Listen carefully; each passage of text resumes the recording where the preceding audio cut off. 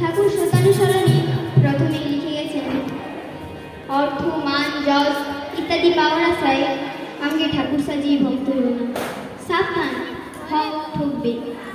তোমার ঠাকুরত্ব না জাগিলে কেহ তোমার কেন্দ্রও নয়, ঠাকুরও নয়। ফাঁকি দিলেই পেতে হবে তা। এই নিয়ে আমার গান। আমি অর্থমান চাই না, যশের মুকুট চাই না, ও দয়াল তোমারে জানাই, জীবন দিয়ে তোমার গান গেয়ে যেতে চাই, আমার জীবন দিয়ে তোমার গান গেয়ে যেতে চাই।